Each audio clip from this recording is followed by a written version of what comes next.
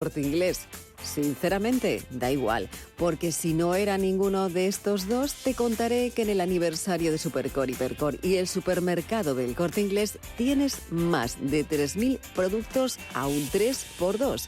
Es decir, llevas 3 productos y pagas solo 2. Fantástico, ¿no?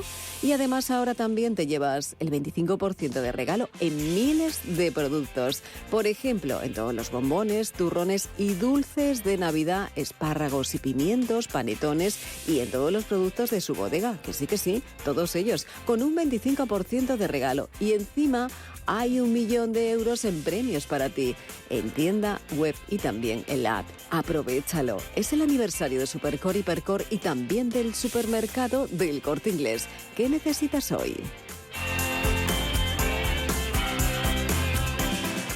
Tan, tan, tan, tan, tan. La cuenta online del Santander es tan fácil de abrir que lo puedes hacer desde donde quieras. Santander en digital es Santander.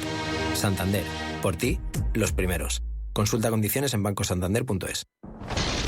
Sabemos que la vida no es perfecta, pero hay una cosa que sí lo es. La nómina de tus trabajadores. Gracias al software de nóminas y recursos humanos de Tugesto, nóminas listas y enviadas en pocos clics. Y con asesoría incluida. Solicita una demo gratuita o más información en www.tugesto.com. Tu nómina perfecta. Tu nómina fácil. Tugesto. Si tienes averiado tu cambio automático, dale una segunda vida. Automatic.es. En Automatic reparamos tu cambio automático dándole la vida que se merece. Entra en Automatic.es. Automatic. Expertos en reparación de cambios automáticos. Toda una vida dedicada al cambio automático. Automatic.es. Tranquilidad es el sonido del mar. Tranquilidad es invertir al tiempo que ahorras. Diversificas y proteges tu inversión. Tranquilidad es invertir en oro con Degusa. Infórmate en el 91 19 82 900. Degusa Oro es tranquilidad. Ejercita tu rostro desde la comodidad de tu casa con Ver2 de Foreo. Con Ver2 elevarás, esculpirás y reafirmarás tu rostro. Gracias a sus 4 tipos de microcorrientes, reduce las arrugas y mejora la firmeza desde la primera semana. Es la alternativa de Foreo segura, indolora y no invasiva a las inyecciones, los hilos tensores y los liftings faciales. Visita el espacio Foreo en la parafarmacia del Corte Inglés y empieza a cumplir tus propósitos. Valladolid es la capital de la tapa. Del 6 al 8 de noviembre se celebra el 19º concurso nacional y el 7º campeonato mundial de tapas Ciudad de Valladolid. Y del 6 al 19 de noviembre puedes probar en las barras de los establecimientos de Valladolid hermanados todas las creaciones participantes. Valladolid se disfruta a bocados. Más información en info.valladolid.es y en la app Tapas VLL.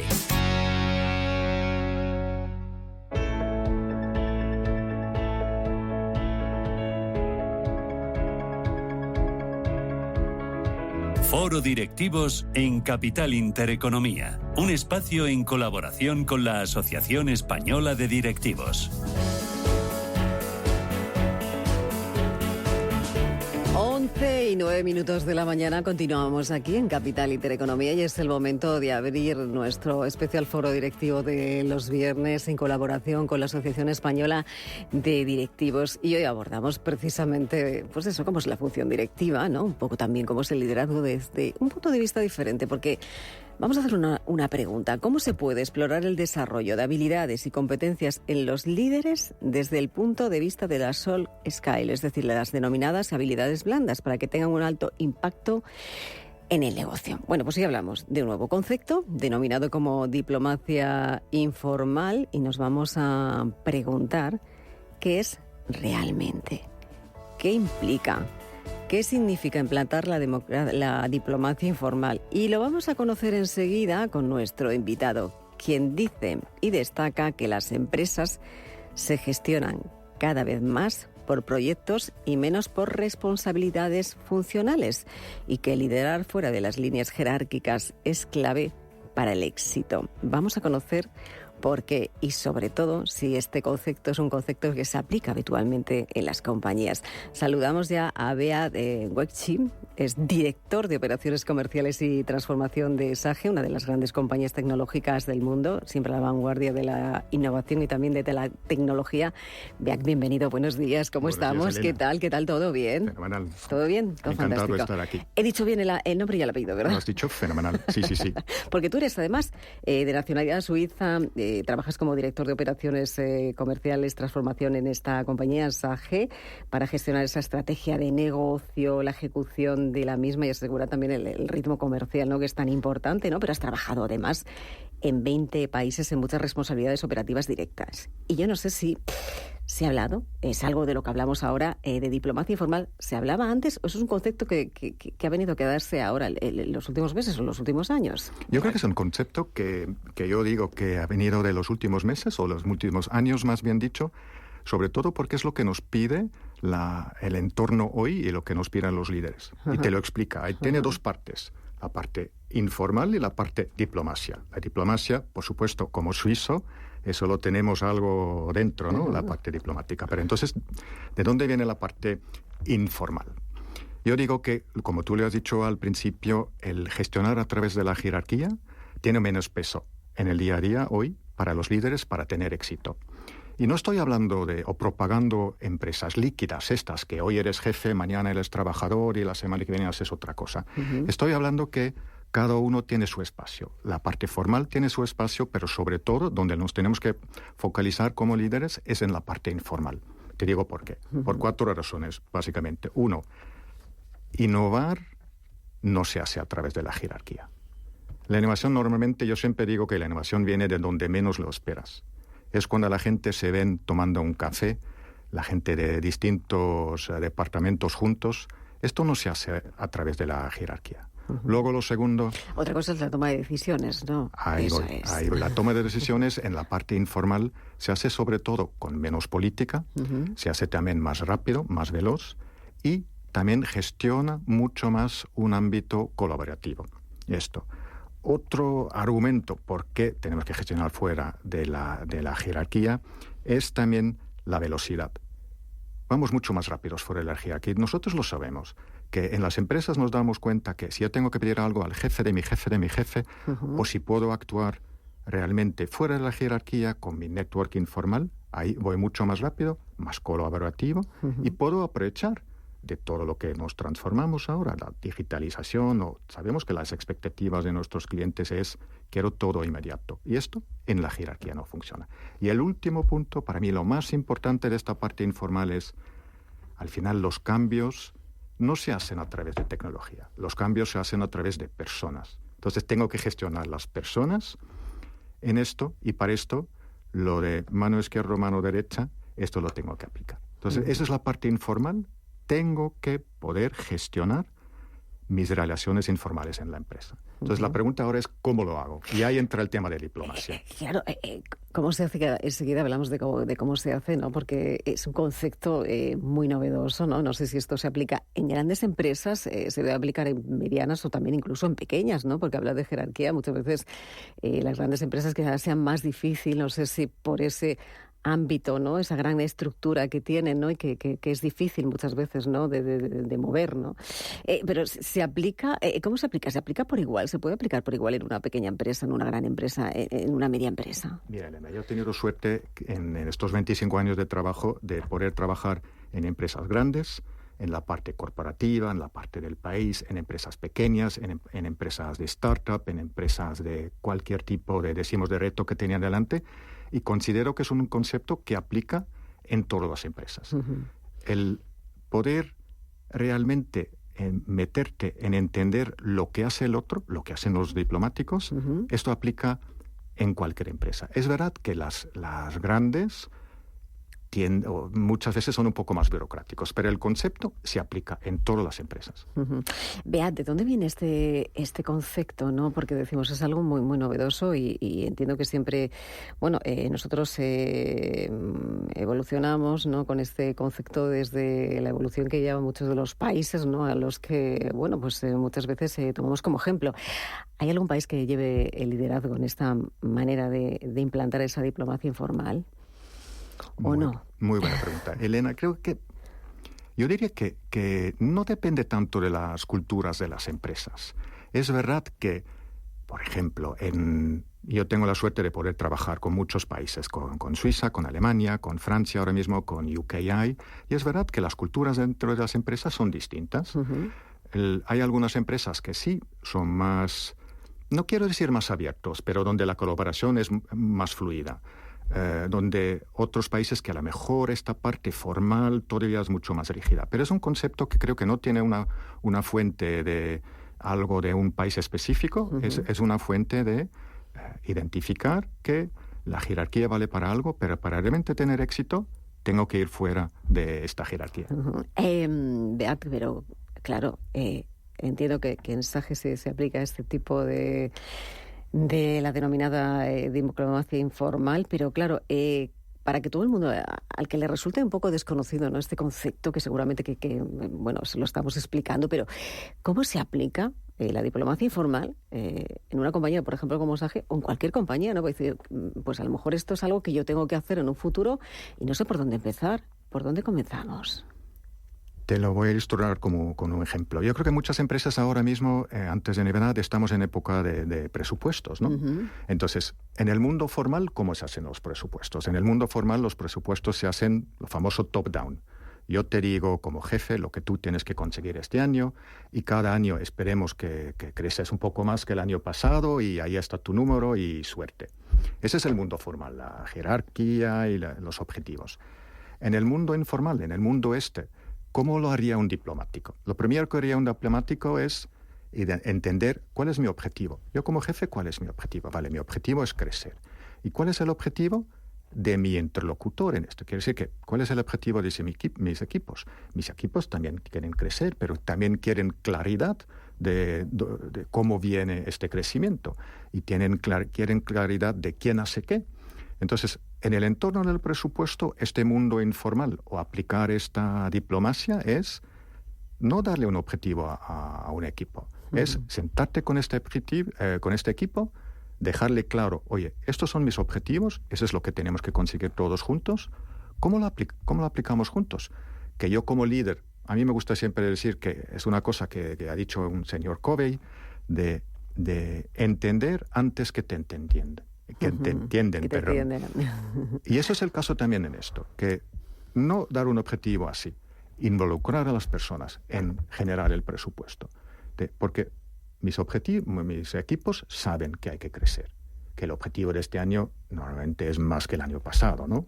Entonces, en vez de solo de decirles que lo que tienen que hacer, les voy involucrando. Y así gano accountability de su parte, gano credibilidad también por lo que yo quiero conseguir, y ellos están ahora en este entorno, en entornos realmente safe para conseguir esto. Fíjate, hablando de las estructuras jerárquicas, ¿no? España ha sido un país con mucha estructura jerárquica dentro de las grandes compañías. Yo no sé si los jóvenes vienen a revolucionar un poquito, ¿no?, esta manera de hacer esa diplomacia informal. Vienen mirando al futuro, ¿no?, de las compañías de una manera diferente, y este tipo, ¿no?, de evolución de esa diplomacia informal les ayuda a mirar de otra manera, ¿no?, al futuro de las compañías. Por ejemplo, en nuestro país. ¿Es así? Yo creo que sí, porque al final hay un alemán que se llama Thoma que ha escrito que lo que los jóvenes, si lo puedo decir, o generaciones más jóvenes hoy buscan. Mi abuelo siempre me preguntaba, cuando yo cambiaba de empresa, me preguntaba mi abuela, primero, ¿comes bien? Y lo segundo, ¿es estable? ¿No? Es las preguntas típicas de las abuelas. Lo que los jóvenes de hoy buscan, creo que no es un balance sólido de una empresa. No quieren saber los números de la empresa. Lo que buscan dentro de las empresas también es un propósito. Propósito de la empresa y un propósito para ellos dentro de esta empresa.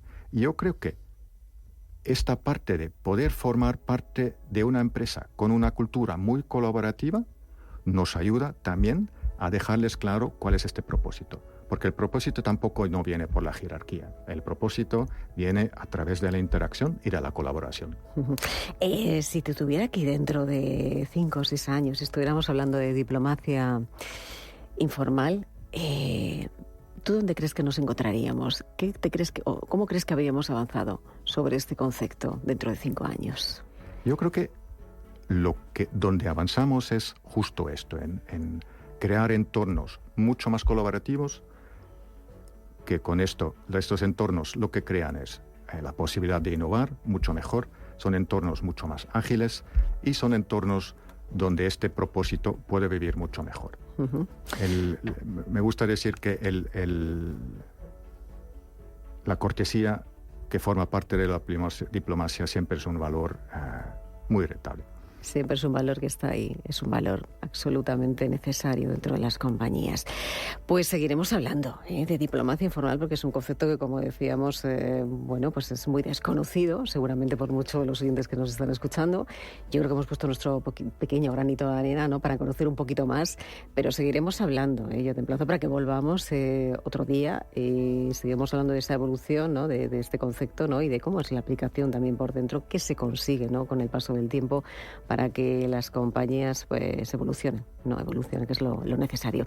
Pues Beat Wiching, no sé si lo digo bien, ya sabes que lo he oído muy bien. Director de Operaciones Comerciales y Transformación de SAGE. Muchísimas gracias por acompañarnos aquí en los estudios esta mañana de viernes. Que vaya bien, feliz fin de semana y esperemos volver a vernos muy pronto. Perfecto. Beat, feliz gracias. Fin de semana. Igualmente, Muchas gracias, feliz fin de semana. Gracias.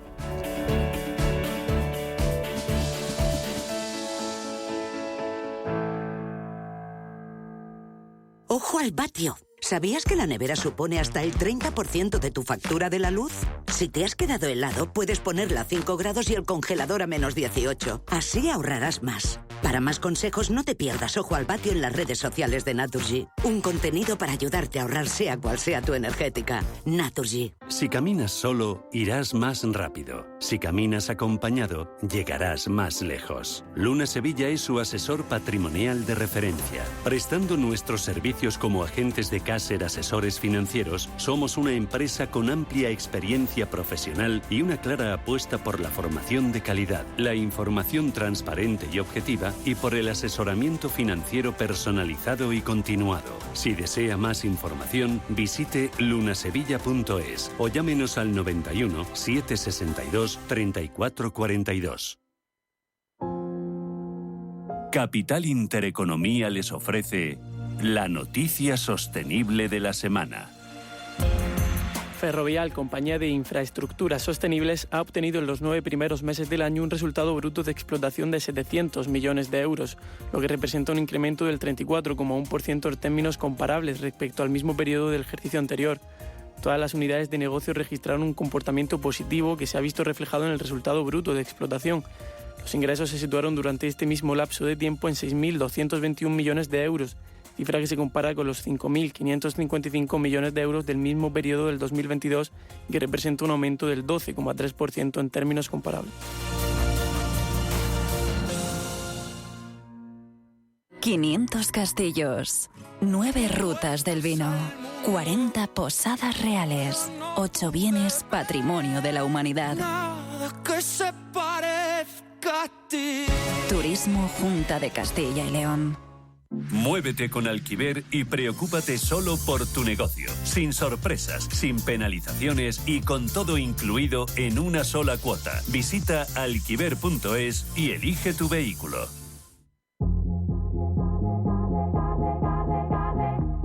Elegir y ahorrar va contigo. Ahora en Carrefour y Carrefour.es, malla de 4 kilos de naranjas, origen España, por solo 4,60 €. El kilo sale a 1,15 €. Ahorra un 25%. En Carrefour, poder elegir es poder ahorrar. Abrimos nuestros hipermercados de Castilla y León de 9 a 22 horas. Si siempre tienes un momento para todos, te mereces un momento para ti. Disfruta de la casa Mi Momento. Frutas naturales y frutos secos cubiertos de delicioso chocolate. Descúbrelos en lacasa.es. Te mereces tu momento. Cada sábado, en Rienda Suelta, te contamos todo lo que se cuece en el panorama ecuestre. Deporte, actualidad, ocio, cultura, tradición, salud y mucho más. De 2 a 3 de la tarde, todos los sábados, en Radio Intereconomía, galopamos en las ondas con Rienda Suelta.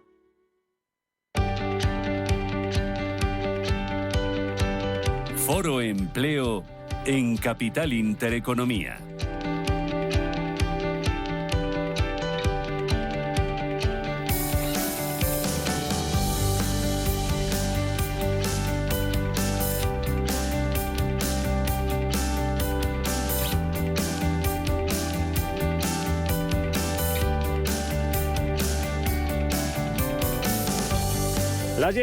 Las 10 en Canarias, 10 y 26 en Canarias, 11 y 26. Estamos ya de viernes, se nota. José Canseco, experto en recursos humanos, transformación de liderazgo. ¿Cómo estás? Muy bien, Ya muy bien. Personas, experto en personas.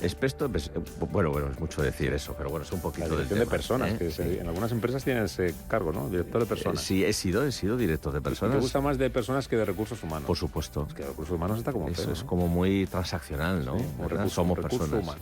La dimensión humana es mucho más grande que un puesto, una función. Sí, ¿eh? ¿Cómo estás? Muy bien, deseando venir. ¿No me invitas? Sí, te invito, pero estás ocupado. Un señor como usted. Sí, la señor como usted está muy ocupado. Carlos Ruiz, director de estudios del Instituto de Estudios Económicos. Buenos días. Hola, muy buenos días. ¿Cómo estás? Pues muy bien. Bien.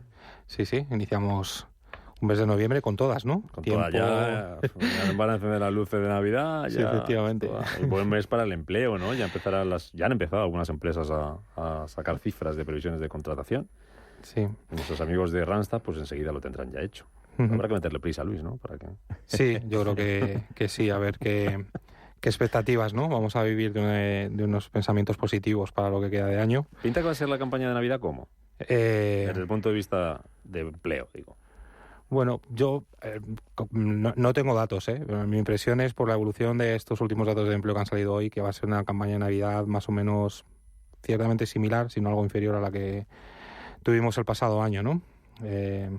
Yo creo que hasta que no se empiece a despejar el horizonte y se empiecen a materializar medidas y situaciones que están, yo creo que en un contexto algo de incertidumbre, no vamos a tener una respuesta por parte de los agentes económicos, tanto de empresas como de consumidores, ¿no? Por lo tanto, pues seguimos en la misma inercia que tenemos durante este último año, ¿no? Y luego lo de siempre, ¿no? Canseco, logística, hostelería, comercio. ¿no? Sí, yo creo que yo coincido con el compañero, ¿eh? Yo creo que vamos a ser muy continuistas, con ligera tendencia a la bajada. Tampoco tengo datos de momento, pero sí que, por ejemplo, he oído a varios interlocutores decir que la campaña del Black Friday de este año va a ser un poco tímida, ¿vale? Que no se prevé un volumen de ventas como el año pasado o anteriores. Por lo tanto, yo creo que estable hacia abajo. Y el año que viene será otra cosa. Porque si crecemos realmente al 1%, pues es muy probable que o creamos muy poco empleo o empecemos a destruirlo, ¿no? En tasas absolutas. Bueno, pues eso lo veremos. Lo que hemos visto hoy, esta mañana a las 9, el dato de paro y afiliación del mes de octubre, subida del paro en casi 37.000 personas, 2,750.000 parados. Afiliación aumenta en 92.800 personas. Peor incremento, peor mes de octubre desde el año 2015. Y en cuanto a tipología de contratos, el 43,5% indefinido. Ya por debajo de la mitad, ya significativamente por debajo de la mitad, 1,4 millones de contratos firmados en octubre para 92.000 ocupados más. Y por comunidades, bajada en todas, subirán todas del paro, sube el paro en todas, menos en Madrid, que es la única en la que baja el paro. ¿Qué te dice esto, Canseco? Bueno, pues en primer momento, octubre no suele haber buenos datos de empleo, como todos sabemos. El dato de la afiliación pues es positivo dentro de lo conservador, pero sobre todo yo me fijaría en la calidad de empleo, es decir, el volumen de contratos indefinidos, porque hay contratos indefinidos, pero los contratos son de muy cortísima duración, desafortunadamente. Y eso lo que dice es que no estamos creando empleo de calidad y creando empleo estable, ¿eh? Ha salido la EPA hace muy poquito, ¿eh? A mí me gusta más fijarme en la EPA. ¿Ah, sí? Hace una semana o un par de semanas, creo. La semana pasada, y bueno, lo que nos dice la EPA es que hay mucha población activa, por eso se ha incrementado la tasa de desempleo, pero el 70% de esos nuevos activos y ocupados son extranjeros. Es decir, no estamos siendo capaces de que nuestros jóvenes, en general, y no tan jóvenes, cojan esos empleos que quizás sí quieren los extranjeros. Yo creo que ahí hay una reflexión interesante. ¿Y cuál harías tú? Ya le dejo a Carlos. ¿Por qué pasa eso? ¿Cuál es la reflexión que harías tú? ¿Por qué los españoles, más o menos jóvenes no cogen esos puestos de trabajo. Bueno, yo creo que tiene que ver con los salarios en algunos casos y con lo que se está incrementando el coste de la vida y no el poder adquisitivo. Tiene que ver con que, bueno, quizás podemos acceder por formación a otro tipo de puestos de trabajo, y tiene que ver con el esfuerzo inicial y trabajos o tareas que no queremos desarrollar, ¿vale? También un poco con temas de conciliación. Los jóvenes tienen muy claro y llevan la bandera de la conciliación, de la flexibilidad, de trabajar en remoto y demás. No siempre es así, cada vez es menos así, porque hay muchas compañías que están retornando a sus equipos en la medida de lo posible, porque hay muchas resistencias, y yo creo que hay una resistencia masiva por parte de algunos colectivos a desarrollar determinados puestos de trabajo. Carlos, el dato de hoy, ¿qué te dice a ti? El de octubre, afiliación, paro. Bueno, tenemos un dato de octubre que está caracterizado por un componente fuerte de estacionalidad de un sector concreto, que es el sector de la educación, y que ha generado que finalmente en términos netos se haya creado 92.000 puestos de trabajo, ¿no? Es cierto que la educación se ha comportado ligeramente algo inferior el crecimiento de la afiliación de este año con respecto al año anterior, pero cuando tú empiezas a quitar estos efectos, ¿no?, de dónde se crea empleo, qué tipo de empleo se queda, etcétera, y quitas el componente estacional, tenemos que durante el último trimestre de este año, hasta septiembre y comienzos de tenemos a la afiliación completamente estancada, ¿no? Y yo creo que esto es una señal clara del mercado de trabajo, que ya se está reflejando además en los datos de desempleo, sobre todo por esta incorporación de la población activa, la que hablaba José antes en su intervención, y tenemos el dato de desempleo creciendo, ¿no?, también en términos desestacionalizados, ¿no? Y si coges las cifras de tanto de paro registrado como demandantes de empleo, porque ahora tenemos una pequeña complejidad en el análisis, ¿no?, porque vamos donde metemos a estos fijos discontinuos y todas estas situaciones que realmente son de paro desde el punto de vista de naturaleza económica, y todas estas variables están indicando que el paro está aumentando. Por tanto, esto es sin duda alguna un más allá de una desaceleración económica que teníamos ya desde mediados de este año, es un claro freno al crecimiento del empleo, que puede ser que se salve en este último trimestre quizás por la campaña de Navidad, pero de hecho, y como se ha comentado, para el año que viene con crecimiento del 1% de la actividad, pues va a ser muy, muy difícil que podamos tener una expectativa positiva del empleo para próximos periodos. Eso que comentabas, Carlos, de la educación, lo vemos también en el dato de autónomos. Crece en octubre la afiliación de autónomos en algo más de 5.400, y la educación supone casi el 90% de los 90 de los nuevos autónomos. Se pierden autónomos en comercio, hostelería, industria y agricultura. Y esto lo ha publicado esta mañana ATA. Celia Ferrero, vicepresidenta ejecutiva. Buenos días. ¿Qué tal? ¿Cómo estamos? No me he equivocado mucho, ¿no? Es así. Bueno, suele pasar siempre en el periodo posterior al verano, que efectivamente hay una reincorporación en todo el mundo educativo, sobre todo de profesores, muchos de ellos autónomos, ¿no? Y sobre todo en octubre, lo vemos en septiembre, que es como la gran oleada, y en octubre, digamos que es para los refuerzos una vez que ven las necesidades, ¿no? Y eso lo estamos viendo. Luego también estamos viendo que efectivamente Madrid y Andalucía son las que concentran prácticamente el 80% del crecimiento. Es decir, que hay ciertas medidas que sí que funcionan, como puede ser, por ejemplo, la ampliación de tarifa plana por parte de ciertas comunidades autónomas a 2 años, ¿no?, a más de 2 años. En 2 años, si estamos por debajo del salario mínimo interprofesional, llegaría a 3 si estuviésemos por debajo del salario mínimo interprofesional, con lo cual ahí vemos un gran impulso y lo estamos viendo en comunidades que son así. Nos preocupa no ya solo estos datos, sino también los datos de la EPA, donde nos dicen que se han perdido 60.000 autónomos en lo que va de año, y que este año solo estamos creciendo en interanual a 14.500 autónomos. Eso quiere decir que en afiliación podemos llegar a pérdida de autónomos a finales de año. A mí me preocupa exactamente que el autónomo suele siempre funcionar como una especie de termómetro del mercado laboral. Es el primero que crece cuando hay un impulso y es el primero que desaparece cuando deja de haberlo, ¿no? Entonces aquí no solo nos preocupa cómo está evolucionando, sino también las consecuencias que puede tener a futuro sobre el empleo, porque hay muchos de esos autónomos que son empleadores y por tanto están en una situación difícil, y eso es lo que muestran los datos, ¿no? Yo creo que en análisis general deberíamos fijarnos, y además estoy totalmente de acuerdo con el tema del fijo discontinuo, al final hay mucha distorsión dentro de los datos, ¿no? Deberíamos fijarnos en figuras como el pluriempleo y la pluriactividad, que están subiendo de forma también muy elevada. ¿Por qué? Entre otras cosas, porque efectivamente cuando yo voy de un periodo a otro, de una llamada a otra, yo tengo varios empleadores y esos empleadores ya se mantienen en el tiempo independientemente de que yo esté trabajando o no con ellos. Con lo cual se puede estar dando doble afiliación en muchos casos. Y eso habría que mirarlo también, porque también estamos viendo que en esos periodos de inactividad hay muchos que se hacen autónomos.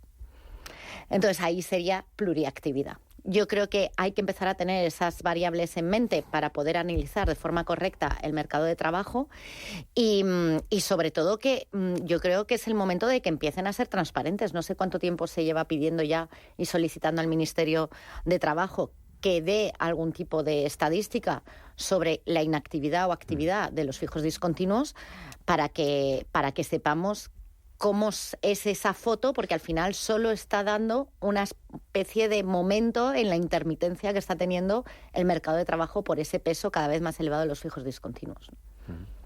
Oye, al hilo de lo que dice Celia, ¿no? Y por completar la pregunta que me hacías, ¿no? De por qué los jóvenes españoles o no tan jóvenes españoles no quieren trabajar en determinadas funciones. ¿Y por qué si los extranjeros? No es políticamente correcto lo que voy a decir, pero el extranjero en muchos casos está más predispuesto a trabajar con infracotización o en B, ¿vale? Si cogemos las cifras de ocupados de la EPA y le restamos las cifras de afiliados, hay un volumen de personas que ¿dónde están? Bueno, quitamos también los que tienen doble afiliación, que decía EPA. ¿Dónde está ese millón 300.000. 1.300.000, dicen algunos, más o menos. ¿Dónde están? Pues esa gente está trabajando en el mercado de economía sumergida. Pues lo que podríamos hacer, de alguna forma, por lo menos un 50% de ellos, es llevarlo a la economía real. Eso es afiliación, eso es cotización, eso es empleo, eso es salario, y eso es calidad de vida, y eso es no lastrar la dependencia a largo plazo de determinados colectivos que tiran de ayudas y de determinadas subvenciones y demás. Sin duda, yo creo que... No, pues si sabía dónde estaban, ese 1,3 millones. Hemos mirado todos para allá diciendo a ver si Carlos nos da la respuesta. No, es verdad que hay que comparar las metodologías y yo creo que eso es un trabajo que hacía muy bien el INE en establecer similitudes entre afiliación y ocupados de la EPA, porque no solamente constan este tipo de diferenciaciones, sino hay otro desde el punto de vista de nomenclatura y de metodología que hacen que las cifras se difieran. Pero bueno, al fin y al cabo tenemos los economistas utilizamos otro tipo de variables para ver qué está realmente sucediendo, ¿no? Y tenemos ahí el número de horas trabajadas efectivamente que nos proporciona la Contabilidad Nacional, que nos aproxima a que estamos muy, muy ligeramente por encima de lo que sucedía en el periodo previo a la crisis, aún 3 años después. Y además pues tenemos también las cifras de actividad, ¿no? De cada uno de los sectores, ¿no?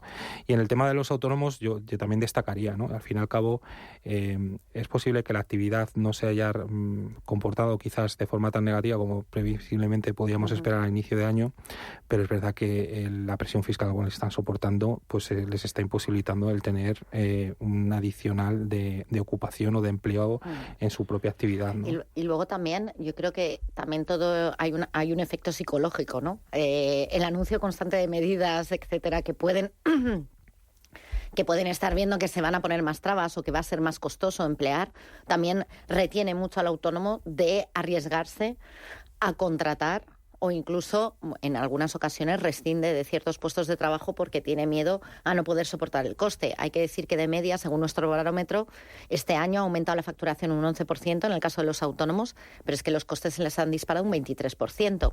Si a eso le sumamos efectivamente todos los costes que pueden ser asociados a esas nuevas medidas de las que estamos hablando, pues evidentemente ahora mismo, de cara al año que viene, ahora mismo están un poco parados y de cara al año que viene, pues en función de que esas medidas lleguen o no a ser reales o no, pero existe cierto miedo en ese sentido. Bueno, no sé si vamos a hablar mucho más tiempo de los datos de paro, porque si se cumplen los pronósticos de Elon Musk, el dueño de Tesla y de Twitter, la antigua Twitter, pues no va a trabajar nadie en X tiempo. Esto decía. X tiempo. Well, I think we are seeing the most disruptive. Bueno, creo que aquí estamos viendo la fuerza más disruptiva de la historia. Sabes, tendremos por primera vez algo que es más inteligente que el ser humano más inteligente. Y eso, quiero decir, Es difícil decir exactamente cuál es ese momento, pero llegará un punto en el que no será necesario ningún trabajo. Puedes tener un trabajo si quieres, tener un trabajo para una especie de satisfacción personal, pero la inteligencia artificial podrá con todo. Vamos, que Canseco, que no va a hacer falta trabajar y que esto como lo bueno, solucionamos.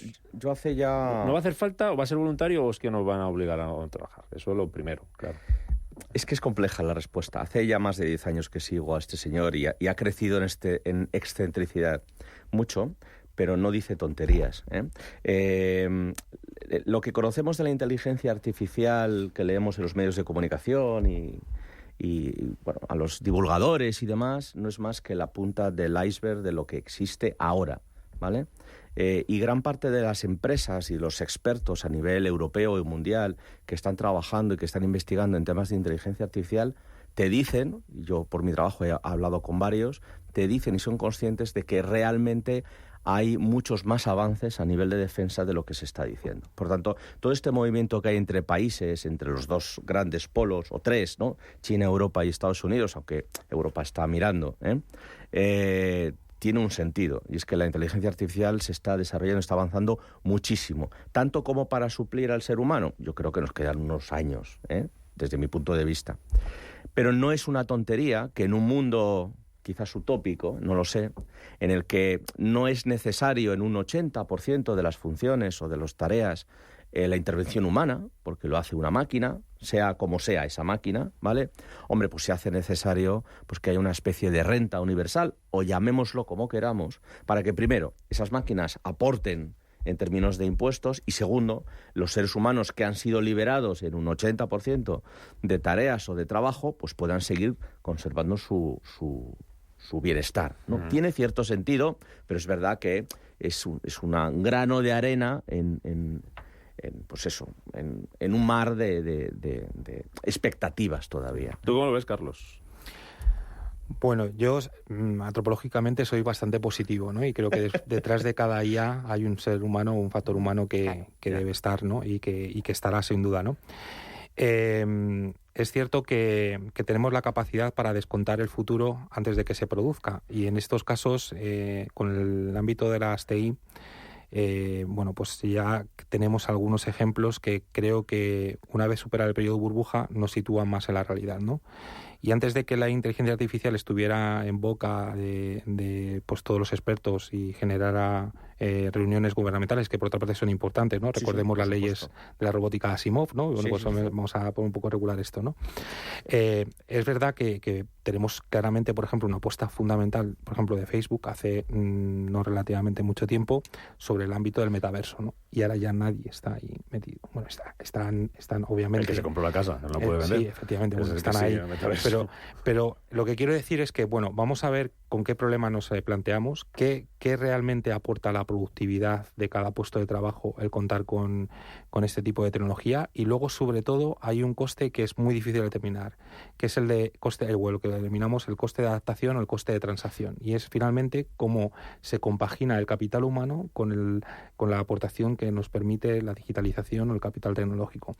Y ahí, sin duda, es donde se determinarán quiénes son los vencedores de esta apuesta tecnológica y quiénes estarán más retrasados, ¿no? Y espero que en este caso, pues todas las políticas activas, todo este gap que tenemos de desempleo y de falta de formación en nuestro país apueste por este ámbito de la digitalización.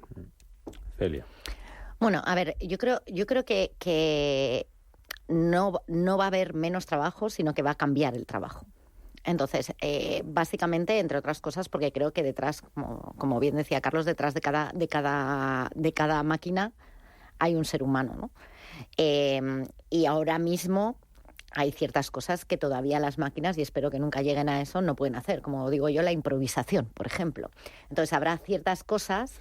Sí, la improvisación, porque hay muchos modelos matemáticos. Al final es una cuestión son modelos predictivos que al final se basan sobre el resultado más probable, cuando la mayoría de las ocasiones el ser humano no siempre reacciona de una forma lógica. Lo que pasa es que evidentemente si van acumulando experiencias de que efectivamente hay ese margen de error, pues llegará un momento en que puedan hacerlo.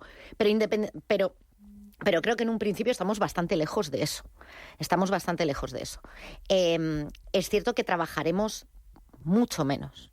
Eso sí, pero trabajaremos de otra forma y con otras herramientas. Y luego habrá que ver en qué actividades podremos o no entrar.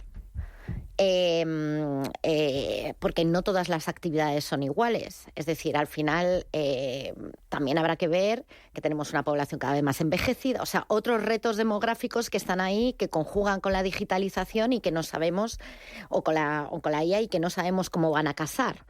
Porque al final podremos tener una población joven muy, muy mermada con una población mayor que no está muy acostumbrada a este tipo de herramientas y que tendrá un coste de transacción muy difícil con el tiempo, ¿no?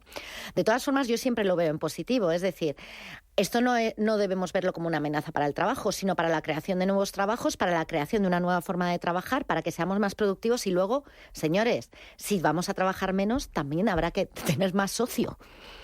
Entonces, yo creo que en el ocio y en cómo organizamos ese ocio, incluso un ocio productivo, podría ser una de las formas de efectivamente que hubiese una productividad repartida, que pudiésemos al final que no hubiese tantos ganadores y perdedores, pero es evidente que habrá ganadores y perdedores en este proceso. Dice que vamos a trabajar menos, eso sí, a ver si las 32 horas semanales se nos van a quedar largas.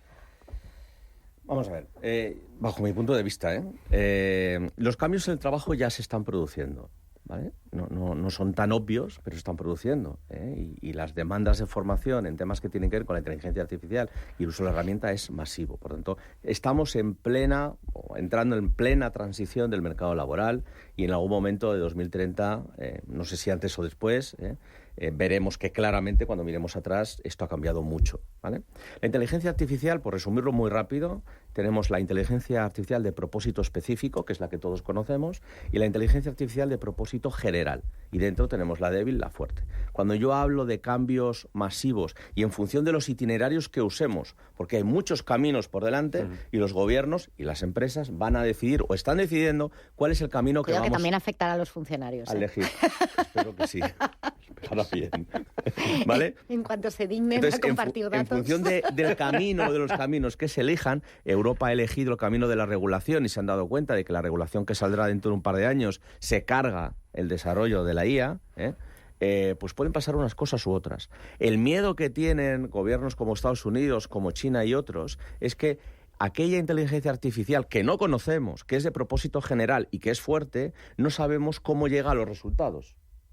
No sabemos cómo llega a crear un lenguaje nuevo, ¿vale? Ese desconocimiento de lo que pasa dentro de la caja negra es lo que da miedo y lo que puede producir efectos indeseados. Bueno, que nos quedan 5 minutitos. Teletrabajo. ¿Qué está pasando con el teletrabajo, Carlos? Parece que va perdiendo fuerza y que ya no hay tantas opiniones a favor, y desde Wall Street, y no sé si eso también lo tenemos aquí a no tan gran escala como Wall Street, si es una sensación que hay en las empresas españolas. Declaraciones del consejero delegado de Morgan Stanley, del señor Gorman, sobre el teletrabajo. Un empleado no puede elegir su sueldo, no puede elegir un ascenso y, por tanto, no puede elegir quedarse en casa toda la semana. Ya hace años, 2001, este señor dijo, si podéis ir a un restaurante, en plena pandemia, podéis venir a la oficina. Y hay más voces. Una ha recogido más, la del jefe de JP Morgan, Jimmy Dimon. El teletrabajo frena la honestidad y la toma de decisiones. ¿Qué ha cambiado, Carlos? Bueno, yo creo que ha cambiado la experiencia que hemos vivido con el teletrabajo a raíz de la pandemia. Y mi opinión es que el teletrabajo es, dentro de las herramientas de gestión de las empresas, pues una cuestión que ha venido para quedarse, ¿no? Es cierto, y se ve por los datos que están publicados por comunidades autónomas, que depende muchísimo de la casuística específica del puesto de trabajo que desempeñes, ¿no? Y no es lo mismo gestionar una empresa de servicios que una industria manufacturera o que pues una empresa de construcción, ¿no? Y en cuanto al término de qué trabajadores y cuánto tiempo se encuentra la situación de teletrabajo. Yo comparto las opiniones del CEO de Morgan Stanley. O sea, es que no ha dicho nada que no fuera cierto. Lo que sí que es cierto es que tanto la demanda de trabajo está cambiando en este sentido, como la oferta de trabajo está cambiando también. Me refiero a la oferta de trabajo a que hay cada vez un mayor número de población que considera que dentro de sus expectativas de retribución se encuentra la opción o la posibilidad de teletrabajar. Y hoy en día, donde cada vez más sectores de actividad tienen dificultades para encontrar recursos humanos, compiten por esto.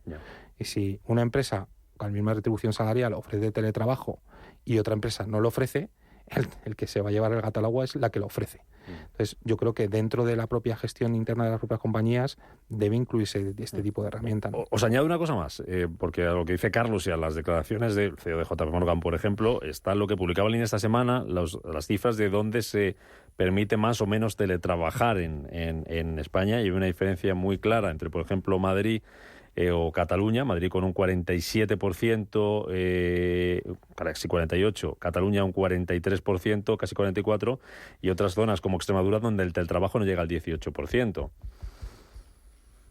Esto nunca mejor dicho va por barrios, Celia, también. Totalmente. Claro. Yo creo que aquí el debate del teletrabajo, el problema es que se está conformando, como bien se decía, como un derecho del trabajador, ¿no? Entonces, el teletrabajo solo funciona si es bueno para ambos. Claro. Es decir, si efectivamente está y existe sobre una base voluntaria, tanto del empleador como del empleado. Y, entre otras cosas, porque muchas veces no todos los trabajadores son iguales, no todas las empresas son iguales, no todas las actividades son iguales. Es decir, si yo estoy en un restaurante, es evidente como camarero que no puedo teletrabajar.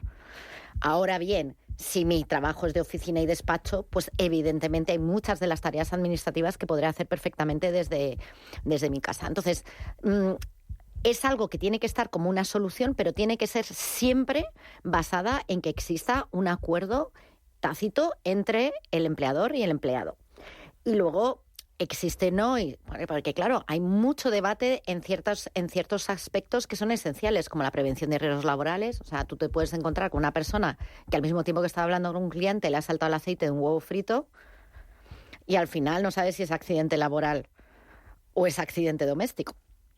Es decir, el problema de la sensorización, de entrar en las casas del trabajador, cómo se va a garantizar que efectivamente se está desarrollando el trabajo o no y en qué condiciones se está desarrollando si el empleador no puede ir a verificar ese puesto de trabajo. Y luego hay una cosa que yo creo que es hacia la que debemos evolucionar. Yo creo que el teletrabajo no tiene que ser en casa.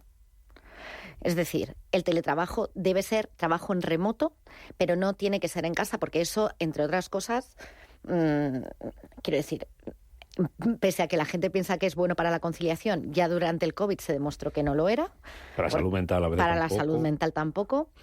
Y luego hay mucha distracción en una casa. Es decir, desde el punto de vista de la productividad, pues hay mucha gente que es menos productiva porque se distrae en casa, porque de repente llama al de Amazon, porque de repente llegan los niños y tienen que salir, porque sí puede ir al o sea, es decir, es una flexibilidad muchas veces malentendida.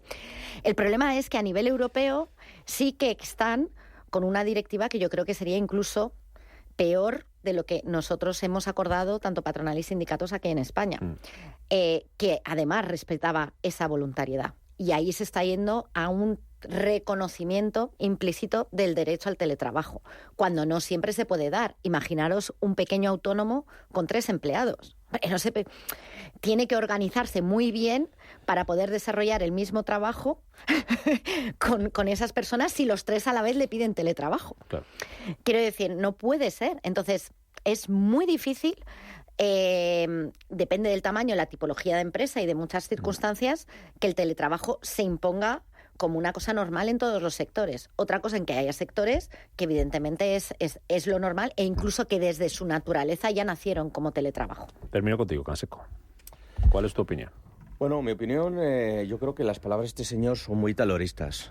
Yo creo que las condiciones, el salario y otras cuestiones se sustancian en la economía de mercado. Al final es una ley de oferta y demanda, ¿vale?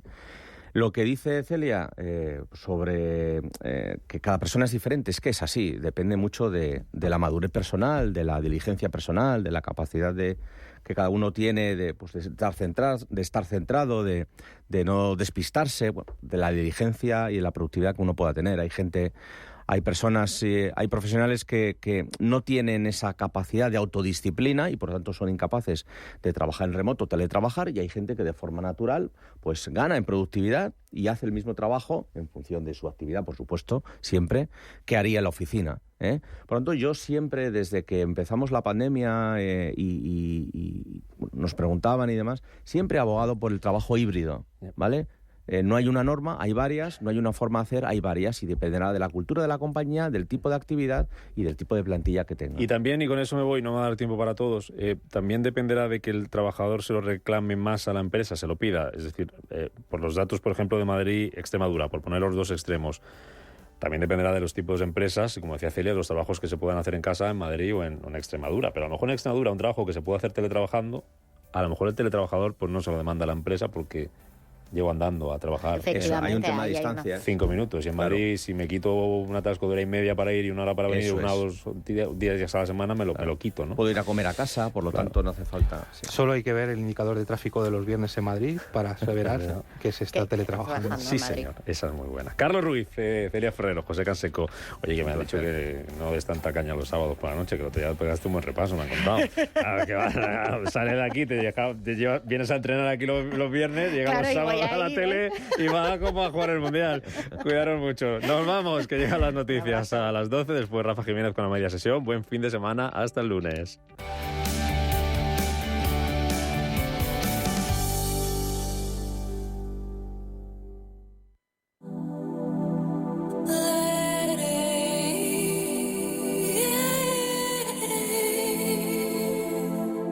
Ruta 42.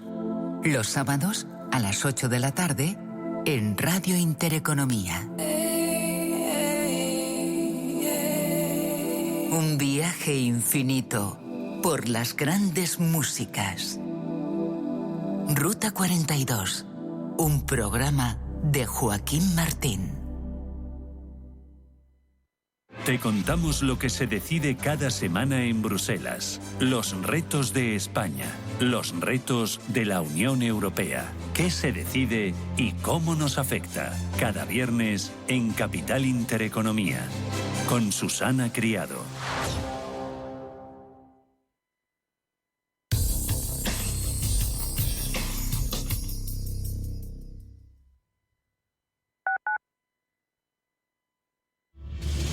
Si eres un family office, un inversor institucional y quieres invertir, Sirena Invest es tu aliado. Sirena Invest es una promotora inmobiliaria con más de 15 años de experiencia en el sector inmobiliario polaco que ofrece invertir en una de las economías más pujantes y rentables del mundo. Polonia. Recuerda, sirenainvest.com con Y o llámanos al 648 019495.